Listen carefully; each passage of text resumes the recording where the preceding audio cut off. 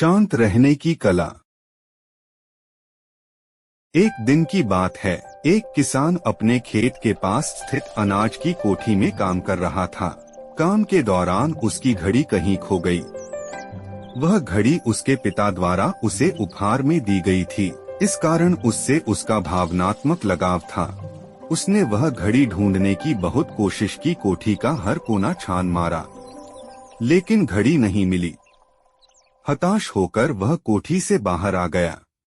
वहां उसने देखा कि कुछ बच्चे खेल रहे हैं। उसने बच्चों को पास बुलाकर उन्हें अपने पिता की घड़ी खोजने का काम सौंपा। घड़ी ढूंढ निकालने वाले को इनाम देने की घोषणा भी की। इनाम के लालच में बच्चे तुरंत मान गए। कोठी के अंदर जाकर बच्चे घड़ी की खोज में लग गए। इधर उधर यहाँ वहाँ हर जगह खोजने पर भी घड़ी नहीं मिल पाई। बच्चे थक गए और उन्होंने हार मान ली।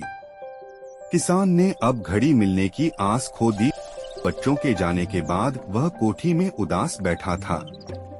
तभी एक बच्चा वापस आया और किसान से बोला कि वह एक बार फिर से घड़ी ढूंढने की कोशिश करना चाहता था। किसान ने हामी भर दी। बच्चा कोठी के भीतर गया और कुछ ही देर में बाहर आ गया। उसके हाथ में किसान की घड़ी थी। जब किसान ने वह घड़ी देखी तो बहुत खुश हुआ। उसे आश्चर्य हुआ कि जिस घड़ी को ढूंढने में सब नाकामयाब रहे, उसे उस बच्चे ने कैसे ढूंढ निकाला। पूछने पर बच्चे ने बताया कि कोठी के भीतर जाकर वह चुपचाप एक जगह खड़ा हो गया और सुनने लगा। शांति में उसे घड़ी की टिक टिक की आवाज सुनाई पड़ी और उस आवाज की दिशा में खोजने पर उसे वह घड़ी मिल गई।